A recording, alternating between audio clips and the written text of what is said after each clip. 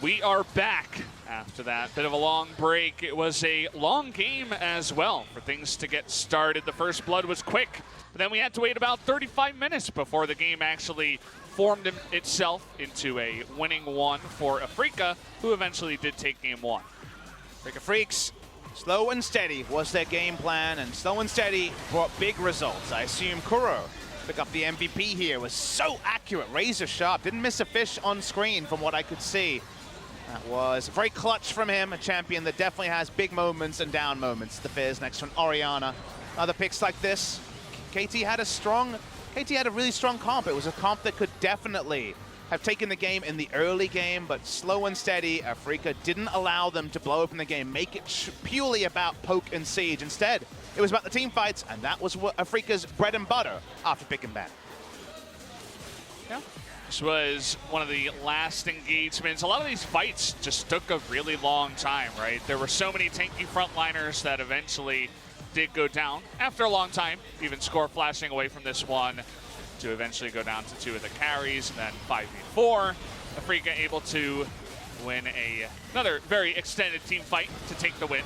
By the end, if you're unsure why the fights were so one-sided, Yukal and Def together can't kill Gragas over the course of maybe 5 seconds. It'll take 10 or 15 seconds to kill one person. But Yasuo, with his 50% armor penetration with Conqueror, he will get his man far faster. So in those long extended fights you alluded to, there was only going to be one team winning. Yukal tried to skip away, but no. The Fizz coming in. Good understanding here by Kuro. This is just a prediction, but a smart one by the Afreeca mid lane. Yeah, Afreeca they've always been applauded for their fantastic drafting, and I feel like the draft here in game one was really stellar. They had that mix of sustained damage, the CC, the burst out of the Fizz, and even the Yasuo to eventually come in, and the Gragas pick definitely did so much work for Afreeca. Look at that damage for Keen in the top lane. Just look at the damage numbers in general. They have every person above 13,000. The Morgana doing more than the Fizz. Look at the enemy team. KT have 2 members who are just frontliners. Unfortunately, the Zoe Ezreal damage is empty poke rather than actually taking down the members of Afreeca. Shared damage from Afreeca. Shared identity to wait for team fights. Nobody stepped out of line, got too frisky, got too excited, and got taken down to allow KT to snowball. The snowball never happened. See who picks up the MVP here. I would have said Kuro, but he's going to be aiming picking up the MVP with some solid team fighting on the Yasuo. Yep, 2-0 and 5. He definitely had a very clean game on the Yasuo. Wasn't doing much early on in the game, but when it did matter, he showed up with some really nice play. The wind walls were really on point against the Zoe and the Ezreal. Definitely shut down a lot of their damage, and he did that frontline damage onto the Trundle more often than not. So, shout out to him. I kind of would have agreed with the Kuro one as well. I feel like Mowgli had a decent game. Even I would have been Kuro Mowgli. Keen was decent, yeah. But yeah, a bit strange for me with the aiming choice. The team performance, I'd say. It was definitely hard to pick one MVP. But either way, guys, it looks like we're ready to go into game number 2's pick and ban. So let's start that off right now. Guys are wondering how this went in the first round robin, because of course we are at the second time meetings for all the teams for the rest of the season. It was Afreeca 2-1. First game was a really notable one. You remember this one, Valdez, where Kuro had the highest DPM on Anivia we've ever seen, with everyone else chilling. In his ultimate, that was a good indication of Afreeca's ability to pull out smart draft picks that can really impress and also make their opponents just be set up to lose. And speaking of setup, look at this blue side first ban. Goodbye Kindred first ban on the blue side. Red side bans likely to stay the same most games. We've already alluded to it being the Aatrox, the Taliyah, and the Nocturne, but with a Rakan ban, KT is saying we don't want to deal with a funnel or necessarily Tucson's famous Rakan. It's really interesting. We were talking about 3 red side bans that needed to happen. That means that probably Taliyah or Nocturne will come through, but Afreeca decide to go ahead and ban the Taliyah, which opens up KT to just take away that Nocturne. So Afreeca doing a little bit of the work for the red team this time around. Makes you wonder if they just want Swain first pick. There'll be a big departure from the previous draft where Swain went through picks and bans. The only other first pick you can think of is, say, a Sejuani, if you really desperately want to pick it up with other meta junglers taken away. So weird a champion can go from not picked at all to first pick, but Swain is so maneuverable as a flex pick. But look at this, they're gonna make a last second change. Yeah. They're gonna go for the Zoe first pick instead, even though UCal couldn't get big results from it in game number 1. Yeah, I was going to say there's part of the reason, even in game number 1, that you can see why Zoe has fallen down the draft a little bit, right? You can draft into stuff that counters the Zoe, mid laners that, you know, go aggressive against it, or even a Galio to go defensive against it and just stop that laning phase. But they decide to switch it up. They put their faith in Kuro's Zoe, and KT says, thank you very much. We'll take the Swain. And KT can get a huge lead on the draft if they get Mundo at UCal's pick and ban away some of the laning choices against it, because then you have Mundo, Shen, Swain, and how's Zoe ever going to be able to puncture through those champions unless Afreeca snowball? So I wonder what that means for the Mundo priority. Mundo's made it through the second round here. Again, a lot of teams would take it just to deny it away, because the reality of the red side second round of bans could make it pretty unanswerable by Afreeca. But we'll see how Afreeca read this situation. Will they just be going for a similar siege comp to what we saw KT unable to play to a victory in game number 1? Well, I mean, Aiming doesn't play all that much Ezreal. He has one game on it, he lost. More of a Xayah, Vlad, Yasuo type of player. We'll see if they go ahead and pick that up now, or if they do just want to take something else.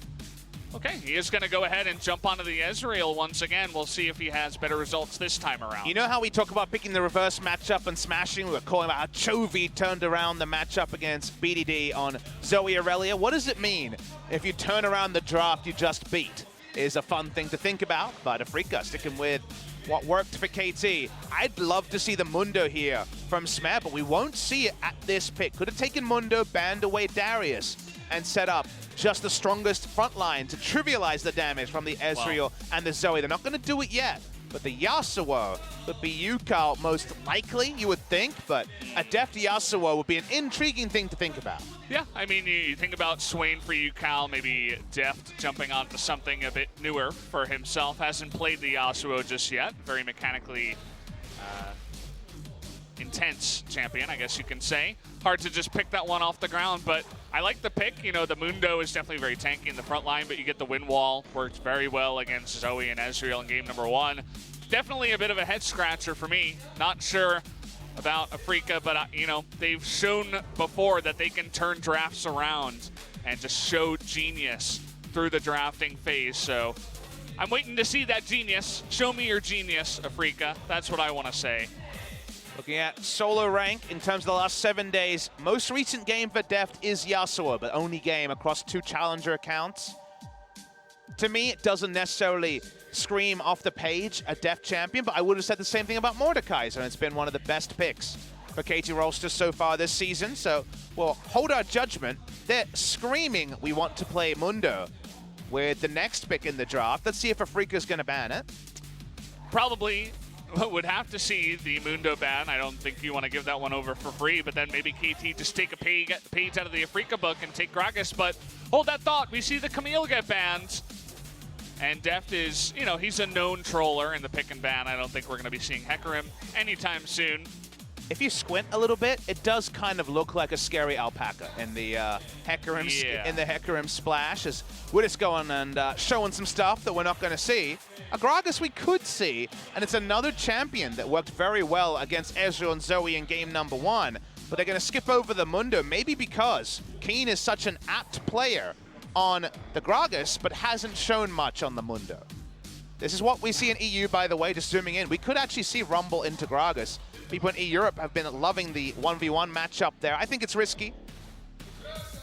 Looking at the jungle pick, an old favorite of Mowgli's going to be the Zac to show a bit of backline threat, but usually you like Zac against Zoe and Ezreal. Against a team like this, you might be able to hit a couple of members, but you certainly won't be kidnapping anyone you feel too good about.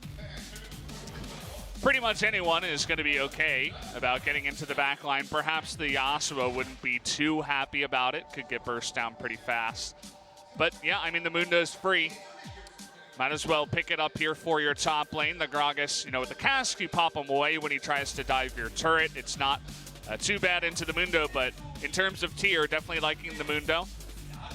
thinking about another pick here. It looks like we will have the Gnar coming through. So, in fact, probably going to be the Gragas into the jungle, you would assume. That's pretty hype, actually. It Score's famous jungle Gragas. Probably our best Gragas player in Korea. Score and Ambition have always been kings of that particular champion. 2015 Worlds was something that was brought up in the Invent Global Score article I mentioned that I was reading earlier today, and that was when his Gragas, even in the losses for KT, was unbelievable. So cool to see Score back on the Gragas. We just saw Afreeca on a similar draft to what KT has this game. We've definitely got the shoes on the other foot. If Afreeca are able to win with this draft, which is pretty low damage, which is very much about the siege, and then in team fights, you really have to get all the damage onto one person to get kills, because Zoe and Ezreal are the entire damage load. That would say a lot about Afreeca versus KT when it comes to their title candidacy. The KT Rolster, they need to follow the Afreeca playstyle, and sadly for the viewers, that means slow and steady. If this game goes long, you have to like what KT have drafted. Yep, definitely are switching the shoes up.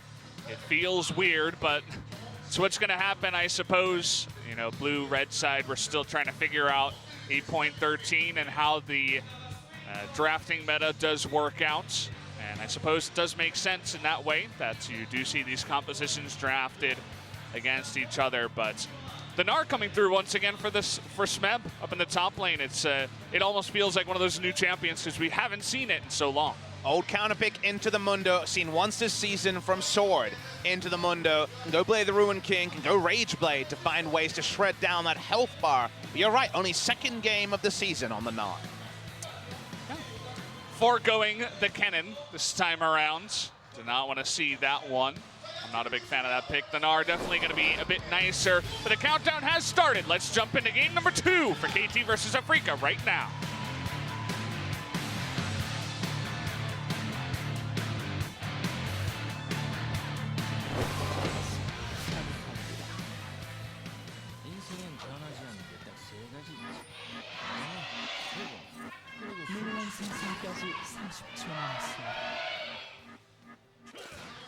It's already a hot summer day here in Korea, and we also have so many fans packing in to see KT versus Afreeca, full stands. Long line for the bathrooms between games. Let me know that definitely no empty seats here. So probably even hotter here than the 32 degrees Celsius I was seeing quoted for today. We've had 32 for, I think, 3 days in a row now. It's definitely one where you leave your AC on when you're in the house. I don't have AC, Valdez. You just live a life of misery, Papa Smithy. That's me! You sit there with your little hand fan, and that's all you got. No, no, no. You see, I'm much smarter. I make myself have a 6-day work schedule because my work air conditioning is much cheaper. That's true. Don't have to pay for that one. Just trying to stay out of the house, I suppose. That's, if you think about it's been working for you so far. They are paying me to vibrate my mouth and use their air conditioning. Think about that. I mean, genius, right? I never looked at it that way, Papa Smithy. I'm glad you made me see the light because it makes so much sense. Interesting thing about Korea is that we do have, this won't be interesting to many people, but something that's interesting to me is that you'll know this, for electricity bills, which the air conditioning runs on, the more you use it, the more it costs. So it's cheaper if you don't use it much, and actually really expensive if you run your air conditioner every day. Yeah, it's like an exponential system. Yes. Once you pass a certain tier, you're being fleeced. Whoa. The rates just skyrocket. It gets pretty insane. Korea generally pretty good about energy saving. They have a really good recycling system too. I wasn't used to it when I first got here, but you recycle pretty much everything. So we're talking paper, styrofoam, plastic, glass, and you separate everything into different bags, and also food trash as well, which is something, you know, new to me in America. You just throw everything into the one trash. Maybe you recycle, maybe you don't. Some families don't. We used to, but Korea, they just separate everything into different, you know, levels and systems. And which bag do you put the King Zone Game 3 draft into, Valdez? That would be the blue one. Just throw them in the blue bag. Which one's, what's that one? Is that general trash? General trash, yeah. The blue one. You know, that was pretty trash. It's hard not to call trash trash. Sometimes you try to avoid it as a caster, but when you see that kind of draft, you see Griffin's Game 2 draft. That one was probably worse, it's but trash. that was a special kind. That was definitely the food trash. That was the food trash, yeah. Something you don't want to eat, so you just throw it away. Just get that out of your face. Generally, it smells a little bit more than the other trash as well, the food trash. Just think about it. I'm sure a lot of you guys aren't acquainted with the food trash, but I've had some pretty smelly food trashes in my time here in Korea. Let's stop saying trash. We're not talking about Double Lift or NA, so it's not the right time. Hey, he used to cast here. That's true. I had that one famous cast with him on the finals, 2012 summer. Was a good day. So let me tell you a story about this. Okay. I was bored. I don't know where I found the time to be bored, as Deft is out of mana and not going to kill anyone. But I was trying to find VODs of LCK, I guess, Champions Summer 2012. That was the outdoor final, COG EU versus Frost. All I could find is a highlight of the best 5 plays from that particular final with English commentary, and you were on English commentary and also narrating the top 5 plays. Explain. You know, I used to work at Azubu before they were Azubu TV, before they were a streaming service. They had an office out here. They used to do articles. They used to do some streaming videos, you know, just gaming content in general, right? And they had me usually do the top 5 plays. They called it Playmakers. Okay. From Azubu, as they were the sponsors of the tournament at the time. And yeah, the finals, we did the Playmakers thing. I was always the one who narrated the Playmakers and stuff. So I was casting the finals, and then I made the video. It's out there somewhere. Maybe sometime we can tweet it out.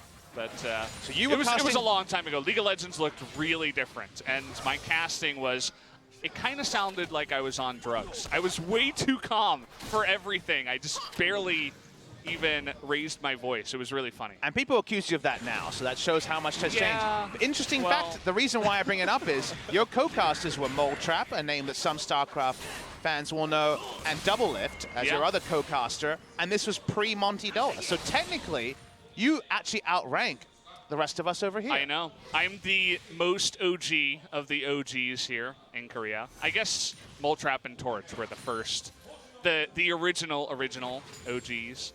As they started it, they brought me in as kind of a fill-in because Torch had his brother's wedding, I think, so they needed a fill-in for the finals, so they brought me in like halfway through the season. And yeah, we had a bunch of different names on the desk during that season. We had Lokodoko show up for a bit of it, you know, to do a bit of side analysis casting, I should say, with me. And yeah, Double Lift on the finals was also another big one. Can I run something by you? Yeah. It's in my head, it doesn't sound great, so I'm going to ask you anyway. Okay. You're talking about how he gave up casting the final to go to his brother's wedding. Yeah. Is it wrong that I probably wouldn't, and that I'd probably do the final over going to my brother's wedding? I mean, where it stands right now for you, Papa Smithy, LCK is more important than your brother. So I would definitely take the finals over your brother's wedding. Although you've done so many at this point, it might be getting a little bit boring. You know, your brother's wedding will probably only happen once. Thankfully, it has already happened as well, so it's not a current conundrum. Okay. There's definitely 2 sides to the story, 2 different ways that you can... It doesn't mean that I don't love my brother. It's just I cast all these damn games, 90 best of 3s, and then missing the final.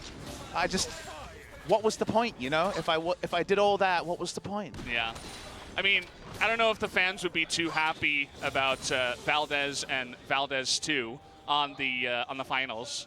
Or, you know, Achilleos and Moletrap on the finals, because pretty much no one knows or can tell the difference between any of the play-by-plays here in Korea. It's Papa Smithy and that other guy who screams a lot and makes jokes, I guess. But in general, they appreciate the cast. So theoretically, while you are interchangeable, it sounds like you're all good at your job. I mean, we're all good enough so that people are not complaining. That's kind of what we've landed on here in Korea. Well, Mowgli might land on a gank here. If he can crack these heads together, this could actually work. He's level 6. I mean, if he lands it, it would definitely be nice. But with the lane pushing, decide against it for now, even with that long engage range from the Zac. we knew that this game was going to turn out this way. I mean, game one was the same thing, just the teams were swapped, and so we knew that we could take some time to just sit back and talk about casting for a bit. We've learned now in our new stopwatch meta that as long as you start talking about the game roughly around 8 minutes, there might be some stopwatches blown. That's action, right? You would think that action would want to happen before the stopwatches get online, but I guess the teams have different plans for us, as everybody's just farming. The lanes look exactly as you would expect them to, right? The Gnar is a bit ahead here of the Mundo, who's just farming with his cleaver, and not getting in range. And we should return to our drafting win conditions of, just like Afreeca on the red side in game one, KT should win team fights pretty handedly in terms of the fact that they have a strong front line, they have mixed damage, they have more damage than Afreeca, and Afreeca are better on the siege, so onus on Afreeca to make things happen earlier. Therefore, the game being non-interactive and both teams rocking up 5v5 with 40,000 gold does suit KT. So don't worry, KT fans, you're winning at the moment. You're winning for now. You may not want to get too excited. We had that a little bit too much. Seems like it's okay on the international stage. A lot of people were getting really excited for KT over there, and they played just fine. They actually played really good. Some of the best here for the Korea teams, for sure. But on the domestic stage, you don't want to get excited. Trying to come in here for a gank. Mowgli's going to miss everything. Still the most action we've had all game. Yeah. He tried to gank, right? In terms of Spo TV stats, he's now 0-1 for gankings here in this game. Poor Embit. Well, yeah, we haven't had much happening, Papa. But what's happening with you? The fans know what I've been up to. I'm on air basically every day. What's happening in Valdez land? I mean, I've been playing a lot of solo queue. I've been climbing the ranks of Plat and then falling down again. Korea Plat is actually really hard. I was talking to LS. He was saying how it's like, you know, Plat 2 is mid-diamond NA, right? They were saying, hey, you could just play on the laggy NA servers. You'll probably get into diamond at least. So they made me feel good. They might have been lying to me. Who knows? But either way, I'm just playing a lot of solo queue, watching Rift Rivals. You know, it's been fun. Not much else. Not too much other action in my life during the last 2 weeks. Would you say this game is a metaphor for your life? For the last 2 weeks, yeah. Just watching these style of games over at Rift Rivals. There was a bit more action there, the Chinese team. Oh, action, Valdez! A lot more aggressive. I mean, you say action, but okay, we might actually have a little bit here as the Rift Herald is online and getting extremely low. Kuro trying to poke him out here, and it looks like KT is going to be able to take it out. That last Paddle Star is not going to net them the kill, and that will just go over to score. As KT says, no action for you, actually. We'll just take the Rift Herald and back away. Other than a minion genocide, the first significant death is to the Rift Herald. Rest in peace, Geraldine. You will be missed. Rift Herald might be enough to get some more of that gold onto KT, and we already mentioned that KT Rolster are the team that is scaling. Speaking of scaling, that's actually 5 Rift Scuttles and the Herald. Score can be a jerk and actually show off the Rift Herald summon animation because Mundo doesn't have an interrupt, so he doesn't care about him. That means first turret, and somehow Afreeca has seemed to have opted into a losing game. You know, I feel like the one position in League of Legends where it's really hard to get someone who's consistent and just really strong for a long period of time is the jungle position. And Score, I mean, he proves it again, right? 5-0 Scuttle Crabs. He gets the objective, the first one on the map. And he's currently winning ahead of Mowgli, even though the CS is very comparable in terms of the objectives, definitely going over to KT. So they got that in their pocket at least.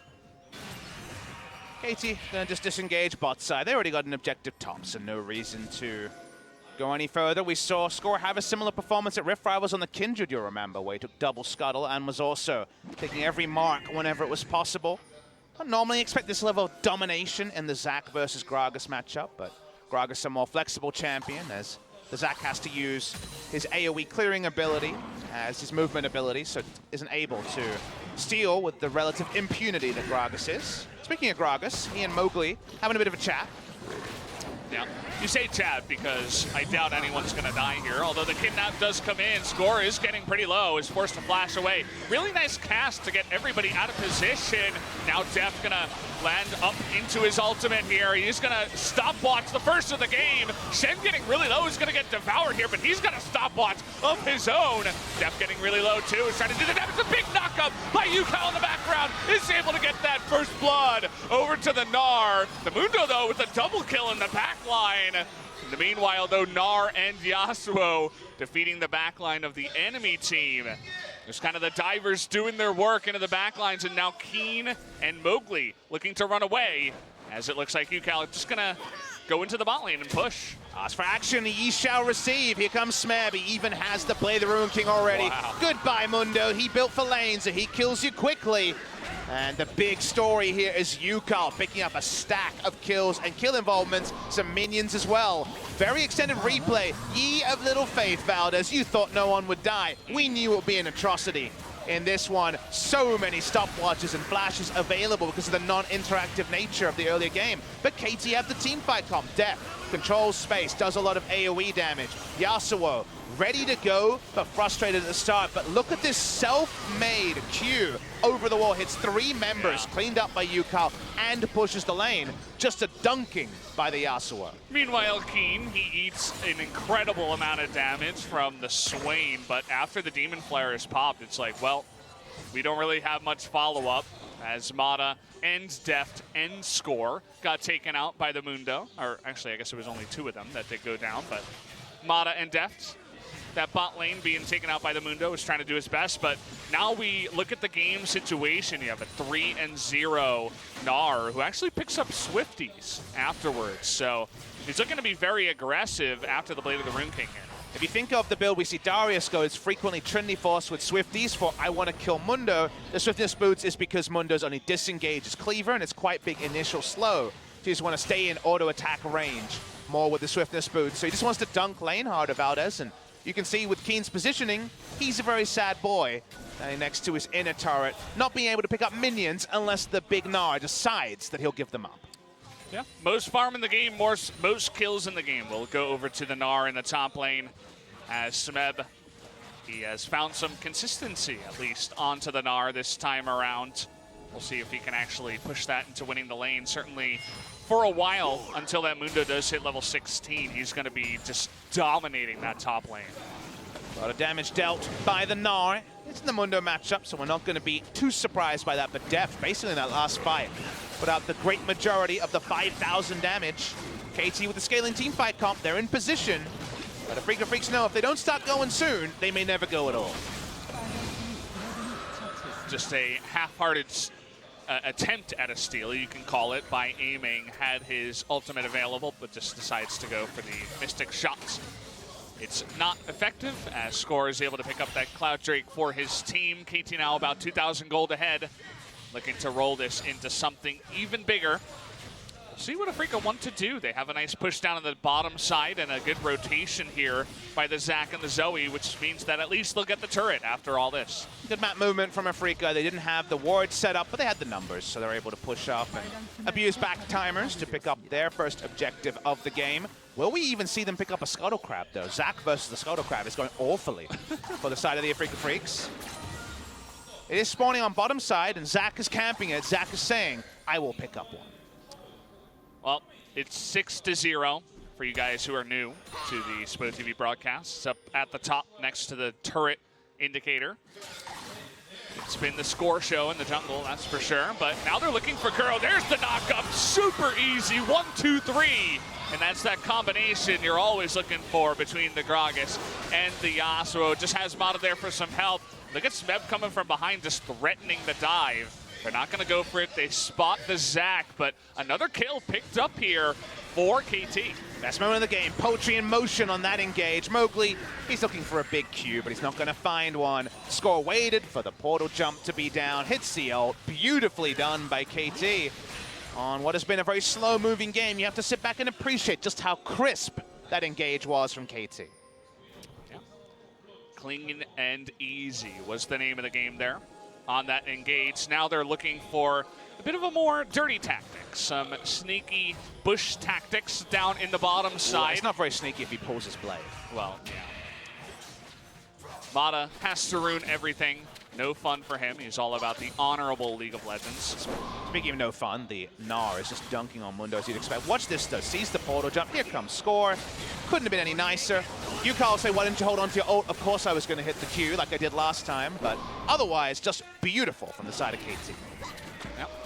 It's just another thing to put into the back of the mind. Actually, nice pull into the trouble bubble here. They're going to look to burst down the Gnar, and look at that damage from the Paddle Star and the Cleaver. They do take him out, and unfortunately, Smet with that big lead gets caught in the jungle. A big bounty too, 600 gold goes to the Mundo, maybe a Warden's Mail or a Bramble Vest to try to attack the 1v1 matchup that he's struggling in.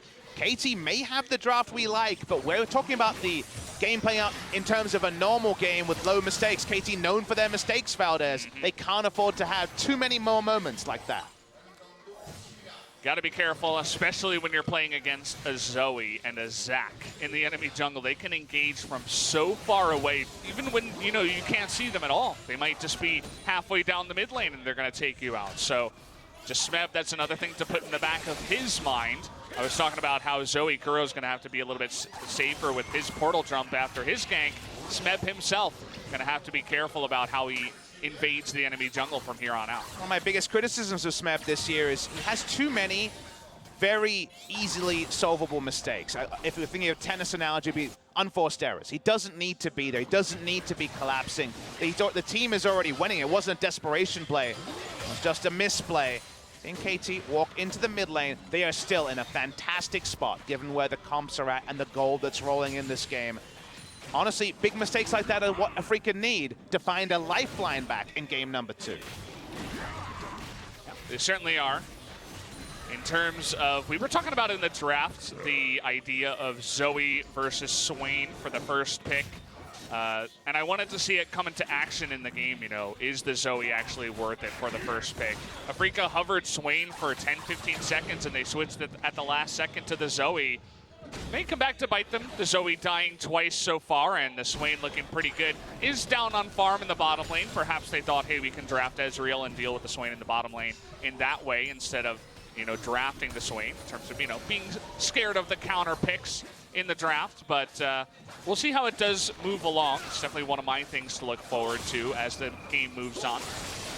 In a different meta, you can understand Afreeca's draft, first pick Zoe. You see a Swain, you say, okay, let's outrange the Swain and go for the poke. But the ability to flex champions all over the Rift, and the Yasuo is a very decent matchup into the Zoe to make things work in a significant way. And the drafts have repeated themselves in amusing fashion game 1 into game 2. Afreeca on the push, though, in 2 different lanes. We see KT collapsing in mid.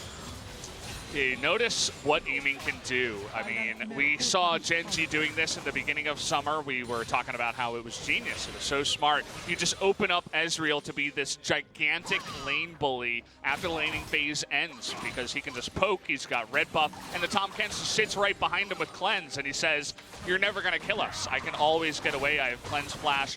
I'm just going to devour the Ezreal if you do. Try to engage onto him. So Aiming just sits here. He pokes the turret by himself. The Tahm Kench sits right next to him. And KT, they have all this engage, but really no way to get on top of them. Not yet, Valdez, but if Gragas joins, things can change. Looking at the tail of the tape in the first 21 minutes, KT turning it on around 11 minutes and finding the only meaningful lead of the game. Of course, the scale is much smaller than some of our other games because it's been relative inaction for the first 11 minutes when we talked about just the most rubbish. Actually, literally, it was about fun rubbish, though. Lots of different types of trash. But, yeah. Just waiting here in this one. Definitely more action this time around as KT has the more aggressive comp, I suppose you can say. Afreeca had to get aggressive, but the team that has this comp is just refusing to get aggressive, and so we haven't seen it from them. KT looking to take another Drake. This time it's not going to be Mountain or Cloud. It's actually an Inferno, which just opens up that Yasuo to be even more oppressive as the game goes on. Tipping into the big items, Infinity Edge next for the Yasuo. The Zonia is going to be there for zone control from Deft. How you ever kill these members as Kuro and Aiming is a question we never saw KT be able to answer in game number 1 with a similar draft. So KT feeling great about where they're at. Don't want to make any more significant mistakes. We'll have to look at their ward line to see if they can keep themselves honest with good control ward vision. And then the Baron start is always possible, even though they probably want the Gnar there, since he's actually the highest Baron damage dealer they have on this side. Yukao getting a little bit frustrated, trying to push down the lane, see what he can see, as looks like Afreeca and Mowgli have been able to pick up 2 Scuttle Crabs, but Scuttle Crab number 9 is going to go over to KT this time around. Now should be 7-2 in that indicator over to him. In terms of looking at the levels, Score and Mowgli are both level 12, so the XP hasn't really shown up in that manner. Aiming hasn't gone for the double tier build this game. Went for Blade the Ruin King. Wants to fight earlier. I approve of that. I think it makes sense to look for the power now, and the Blade the Ruin King gets insane value out of the KT lineup. Yeah. This is their moment to pull off the strategy with the Tahm Kench Ezreal. They really want to take down that outer mid lane turret. It's extremely low. Most of that damage was done actually by aiming in this mid-game phase. You guys can see the health of that turret up in the top right. We'll see if they actually get a chance, because after they realized what was happening, KT just parked the Swain in the mid lane and just allowed Deft to farm up and stop that turret from going down. And if KT can side lane Yasuo into an Infinity Edge before the outer mid lane turret goes up, that's what victory smells like, Valdez. So, is that what that smell was? It is.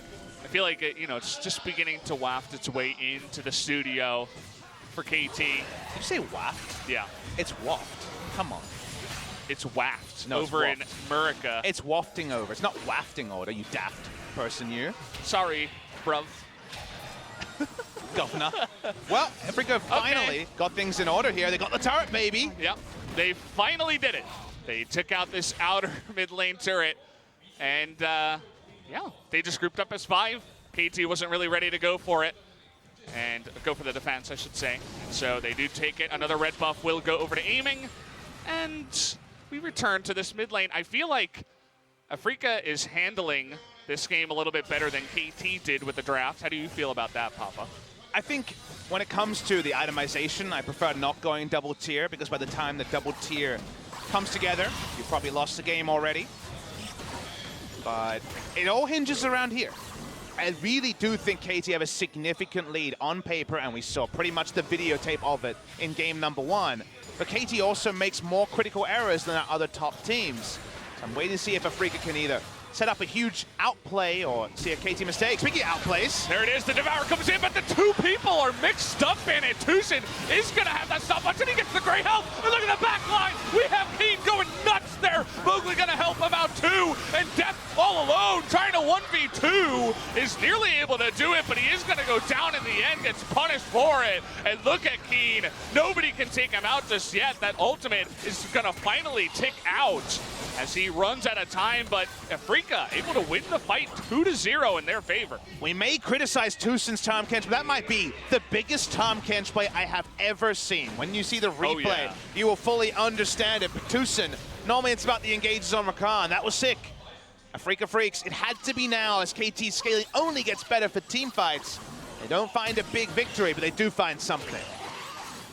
That was a massive play. I just want to get into the replay for that one. You're exactly right. Tucson, they even end up picking up the MVP for a play like that. He was right on the ball. It was just split-second response time out of him to save aiming's life. So Score finds his moment, goes in. Watch what happens here. Catches him out of the air, and then during zone use, the auto spit comes out and lives through all of it with the Grey Health. Insane stuff, and that meant that aiming could do damage. They take out Deft in the back line. That should have been a 1-team fight, but just as easily as Score set it up, Tucson was there to dunk it down and deny KT opening up the game. Yep. Bit unfortunate there for Deft. He felt like he had the damage to take out the Ezreal if he flashed in, but all that ended up happening was he got kited by Ezreal Zoe by himself as the Swain. That's one of the worst feelings for you guys who play a lot of Swain. I'll hold that thought as KT looking to go for the engage in the backside. They do get Tushin with the knockup, but where's the Yasuo? No follow-up engage here from KT. They do have the Mundo, though, in a bit of a bad spot here, and the Devour comes in to save his life, just barely. Tushin once again gonna save his team from nearly instant death. We'll see if Afreeca can turn this around. They're still poking. The trouble bubble is going to land on the Gragas, but he's got his own stopwatch to get out of dodge there as another crazy fight happens on the Rift. Afreeca playing out of the mines in the last couple of fights. Smeb will take the trouble bubble, but should be blocked by Mata. Okay, they're going to taunt him in. And there are the mechanics of KT coming in, trying to get the Devourer. He gets it again! Tushin, the perfect positioning, is going to be able to save his team. The tornado coming through there from the Yasuo isn't able to get on top of Kuro in the backline, and so he does survive in the end. If you could invest in Tushin, he's the biggest blue chip ever today. Holy crap, saving everyone. Fans go wild for the plays here. It is insane that none of the 3 members we saw focused down went down.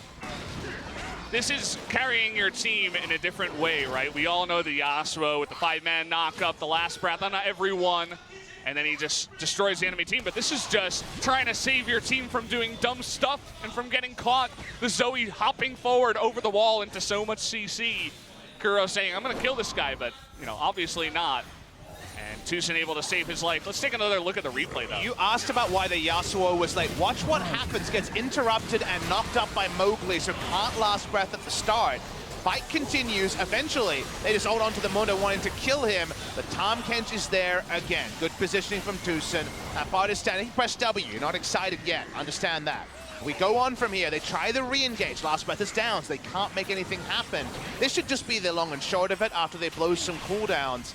But honestly, Kuro gets greedy, trying to poke over the wall. I saw the same thing at Rift Rivals, trying to make plays that didn't need to be there. They'd already got KT to recall. But once again, it's all about reading the play. Tushin walks up. He's there again. And these low health bars have to be so frustrating for KT Rolster. Yeah, it's really annoying for them, for sure. And it definitely does feel like League of Stopwatch once again. I think we had 3 of them blown in that last fight, so there you have it. At least this time around, a lot of people will have stopwatches that are broken now after being used. Let's take a look at the damage. UCal on the Yasuo will pick up the win. But with Afreeca playing out of their minds, they're going even with KT. And we know extra items for KT will make these fights even stronger. So the execution needs to continue. Mowgli tries to steal, doesn't get it. Trying to get that Ocean Drake, and now he's going to kidnap 2 people. Score getting solo. They do take it out, but look at UCal in the back line. And Depth just ulting 5 members there. Kuro's still alive, but he is going to get low. Look at aiming. Goes down to Smeb alone, and Mowgli just gets caught by everyone else. The Mundo is going to get away, but that is a 1-team fight here for KT. They're still chasing the Mundo. See if this actually does work out, as it is Keen on this ridiculous pick. UCal against Keen. Keen probably wins, but he's got the rest of his team following up. He's denying a Baron by wasting so much time, such as Mundo. He's got his ult working. Where does he please to go? Someone start the music, please. Can he buy from the enemy shop? Get in there. Buy some nice items. Okay, I mean, he's just delaying so much time, right? He's not going to get any kills. He's not going to be able to execute himself. And meanwhile, they're looking for Smeb down here on the bottom side. The Yakety Sax music sounding pretty loud, Valdez. I can definitely hear it beginning to turn on as Spo is finally getting on the page. If they get Smeb here, that's going to be really big because eventually the Mundo will spawn. Smeb trying to do his best. Kuro actually gets low, but he does get the job done. But with that low Zoe, KT definitely thinking about going for this Baron. They're going to start it here, it looks like. They know the Zoe cannot get there. The Tahm Kench is already walking up with no Abyssal Voyage. This should be Baron KT, so hard to contest, as his ults will be up very soon. It's going to be up to Mowgli, He's really. not spotted. He is now. They get him now.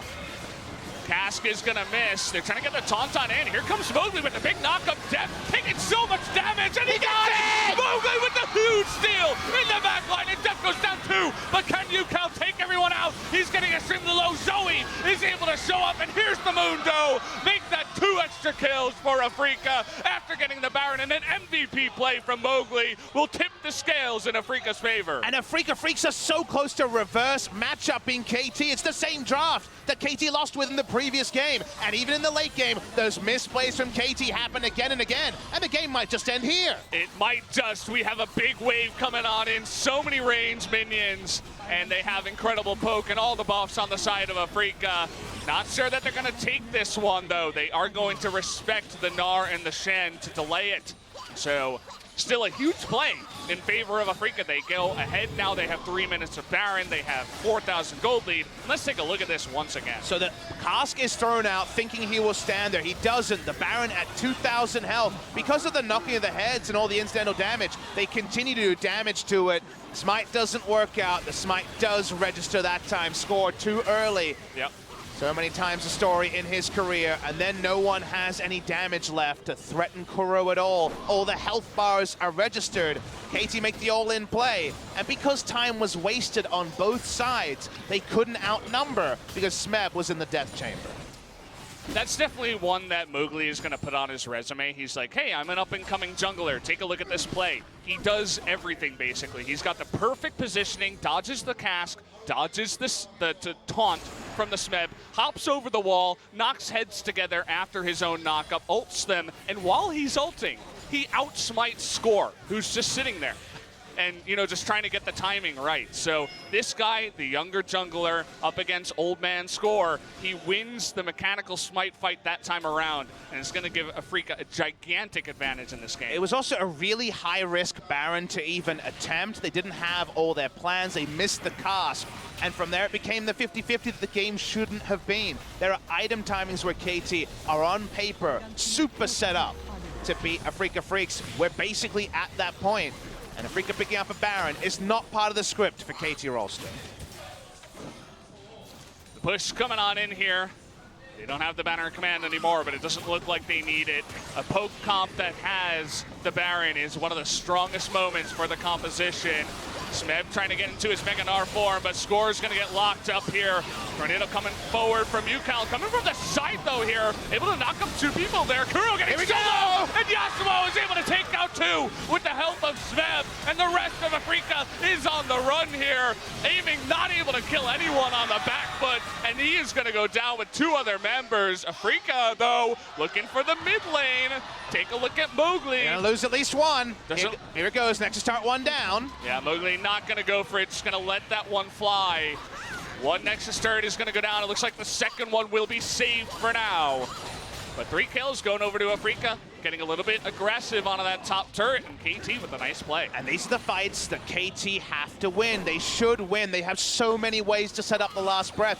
The Gnar hasn't been able to be big in fights apart from when we saw Smeb zone out aiming in the fight around the Drake. The first cast and the Q are ignored. Cast goes in, no ult. Q goes in, it's not the right time. They come from the flank, nice taunt into the Gnar ultimate. The last breath for the instant double kill. The play onto aiming is difficult as well. Watch what happens, taunt, flash, cleanse, but the never move is predicting the flash afterwards. Excellent play by KT Rolster to pick up those kills, and yet, as we can see in the picture-in-picture, all they're gonna get is an out of mid lane turret. Yeah, depth, you know, he's had his moments. He's definitely part of the reason why KT has, you know, some mistakes in their games, but tonight he is on point. Looked decent in game number 1 on the Ezreal, is doing a lot more work, though, on the Swain this time around. The most damage is going to go over to aiming, actually. He is definitely in a fantastic spot for an Ezreal here in this game, but he's also a marksman, and yeah. in the late game, marksmen have the range advantage and plenty of people to auto attack. The rest of his team died in front of him, so couldn't do much after that. It's so hard for KT to get those fights on even ground. It's only happening because of Afreeca trying to utilize the Baron that they should never have been in position to take. So a lot of things have coalesced into KT getting the fights that Afreeca should be trying to avoid. Shoe on the other foot for the millionth time we've said this game in both draft and now in gameplay and tempo. And suddenly we're at a point where there's 2,000 gold lead for the side of Afreeca, but just like we saw KT struggle with, how do aiming and Kuro come together to kill any of the frontliners from KT before all these bruisers do their dirty work? Yep, that Gragas not getting as much farm as he did in game number 1 because he is in the jungle comparatively to the top lane. Notice Smeb right now with 381 CS has a ton of those items too. So just gonna devour the Mundo over the wall, might as well. And it's really gonna come down to positioning and engage here as we do have this Elder Drake up and ready to be taken. KT would love to get this objective with already 3 Elemental Drakes, but Afreeca gonna try to not let that happen. See how Afreeca problem solve this. It's so tricky to win a team fight against KT's comp. There's so many different knockups you have to respect. And Yasuo is decked out and then some. Bloodthirster continue going in the fight. Watching their flanks here, we know that Swain is above them. Not the biggest, almost threatening of members, but if he can get to the backline with his ultimate, we know how much work Def can do. Spotted him there with the blue trinket, so they know he's there now. 9,000. Remember, Mowgli can walk up and then, of course, rejoin very quickly with the elastic slingshot. Everyone's hearts are in their mouths. Will we be going to a game 3, or will Afreeca be able to navigate this to a victory? Score hit by the trouble bubble.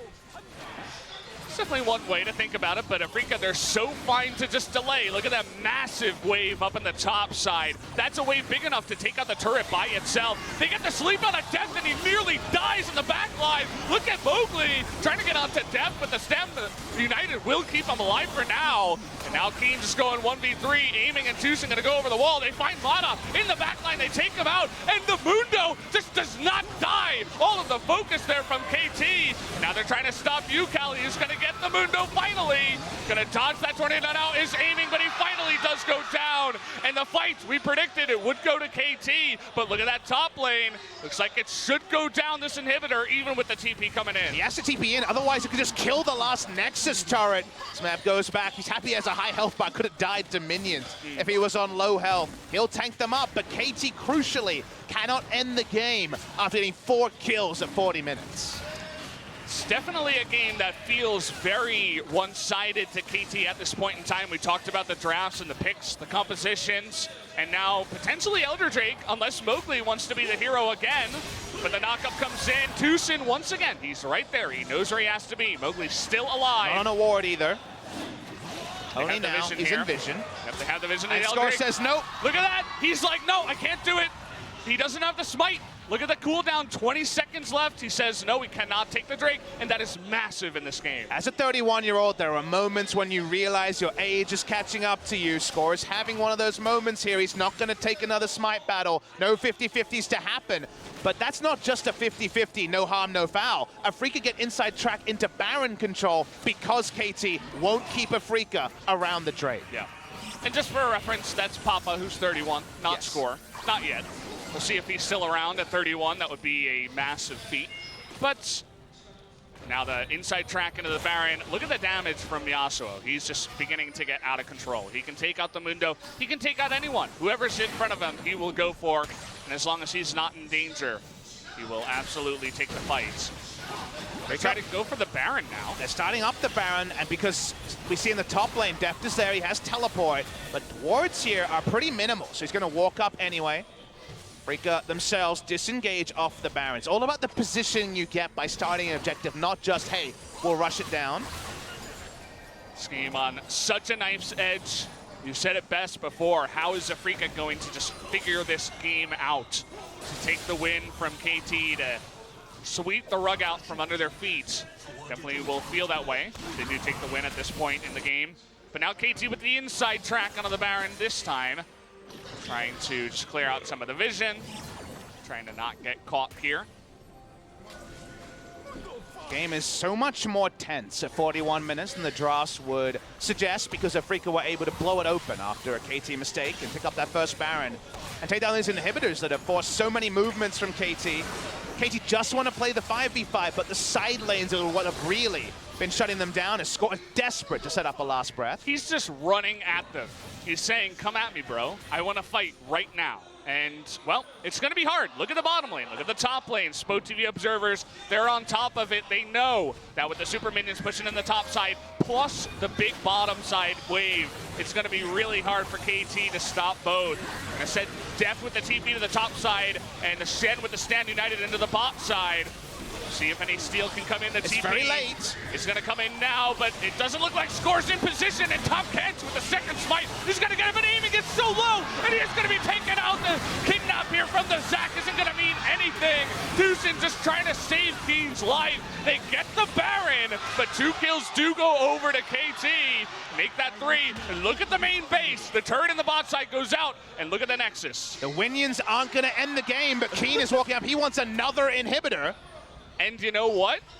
I mean, look at the Nexus. It's open for now. KT, not all of them are backing. UCal still pushing. Keen, I'm not sure about this one. He can't do it. This dodge field also is stopping him. Keen, this is just a mistake. Okay, definitely a moment. But remember, he doesn't have any allies. That's why they're trying to do it. He was trying to delay. He gets 2 people. The minions are still going. Can they end the game? 15 seconds till anyone respawns from Afreeca. Doesn't look like they have a big enough minion wave. It's just that one lonely ranged minion, and that's going to be it for the push for KT. They stop it, but they lose so much. The Baron. How hard a job is it for Keen to be told, run at the enemy Nexus, draw at least 2, the game won't end. KT are going to turn onto the Elder. Keen was just trying to stop 5 people from ending the game. Now KT want to find an Elder. This will be a 3-stack. It's going to be big. Aiming, trying to do his best, steal that one. Not going to come through, and this time Score with no pressure. He's going to pick up the smite. And what a crazy one we've landed ourselves in. Game number 1 was pretty straightforward, but Afreeca, even if they don't win this one, they've made it so much more interesting compared to KT just getting smashed in game number 1. The Nexus is open. The inhibitor is down on the top side. Let's see exactly what they can do in this game. Mundo's Remember Me play will never be forgotten. Run at the enemy Nexus just to stop the game ending around you. Inhibitors are respawning, now just respawn for KT. Overlay will drop, thank you SpoTV. 3 minutes 50 on the mid lane inhibitor from Afreeca. Again, when we see the good old honest 5v5s, none of that backdooring, none of those minions, KT will win. But Afreeca know that. They're a very smart team. They have the Baron buff on Kuro to side push, and it's the 6th man of the minions that have been able to make KT never able to close the game on those 1 team fights. We're getting to just absurdly strong times. Look at UCal here. He has a Bloodthirst. He has Guardian Angel. He even has the amped damage from the Elder. He is so amped for a 5v5 that Afreeca are not willing to give him. This is that moment in solo queue. The enemy Yasuo 16-0. You just say, we cannot fight him. So you try to split push. You just try to do whatever you can to avoid. Usually in solo queue, someone dies anyway and the game ends. But this is not what's going to happen to Afreeca. They've been playing the macro game fantastically. They've been making the waves push for their team and getting big objectives that way. But now we're reaching a moment where KT, all of their inhibitors have spawned. They have protection on the Nexus. It's going to be much harder to backdoor. And with no big objective, we'll see exactly how Afreeca's going to avoid a fight for another 5 minutes. Oh boy. We can take a deep breath now. The game is very unlikely to spring into life in a half second as KT is saying, let's play 3 lanes. Mata can play a side lane on the Shen with Baron, a lot stronger than without Baron, but he's just slowly trying to ensure that the top lane minion wave is going to end the game against the side of KT.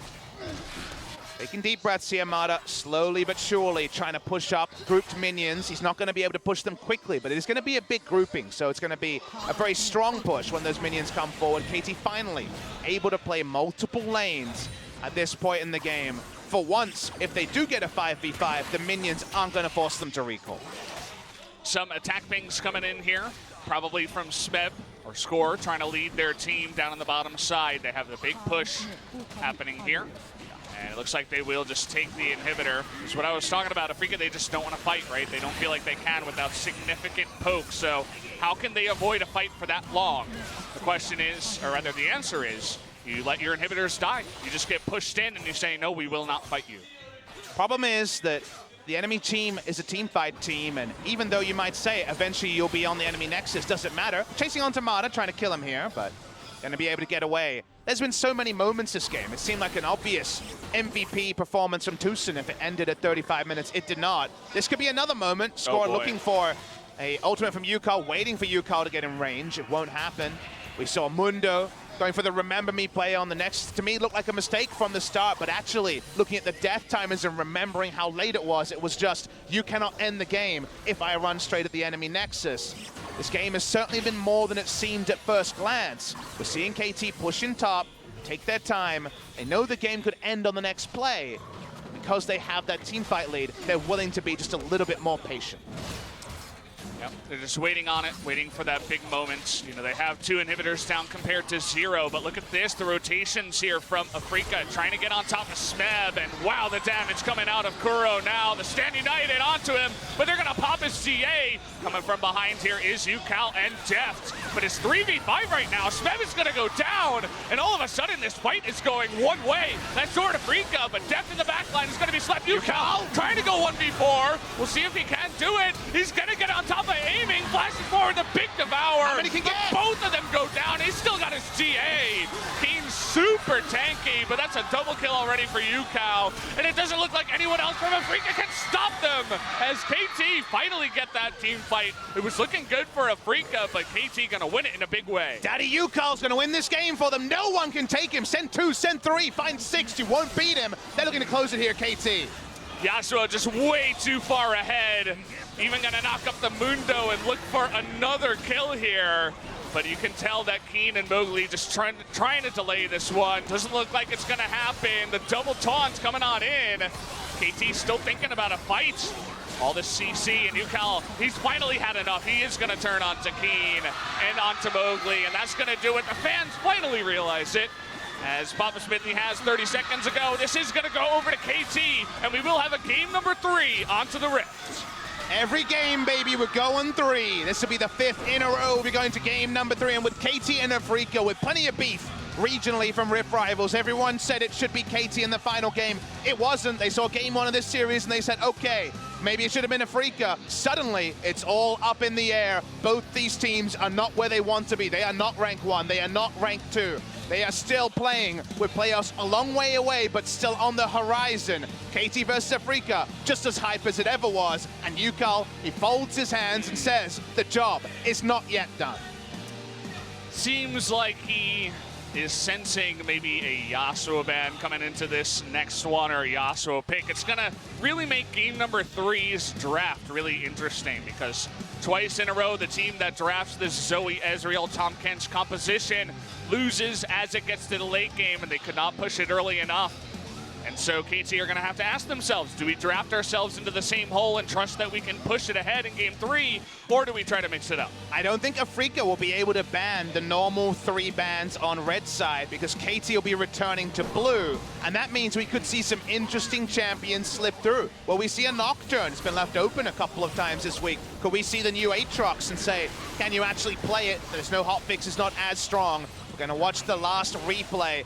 This definitely looks like KT are going to lose on a conventional draft. You think, oh, all right, Smeb dies for free. He's out of position. Now UCal's going to die as well. But remember, UCal has Bloodthirster. He is so utterly farmed on the Yasuo. Late game Yasuo is a terror. And UCal sees everyone on the enemy team and dispatches them summarily, 1 by 1. Waited for the Zac to hop into him, knocks them both up, gets that last breath perfectly, aiming. Unfortunately, gets a little bit too close to the sun, to the Yasuo, and just could not fight up against him. No Tom Kench was going to help him out that late into the game. And 2 long ones. They have a bit of a longer game here. But guys, we are going to go to another 11-minute break before we do go into game number 3. So hold on to your seats. This has been a fun one so far, but KT Rolster versus Afreeca will be back in just a moment.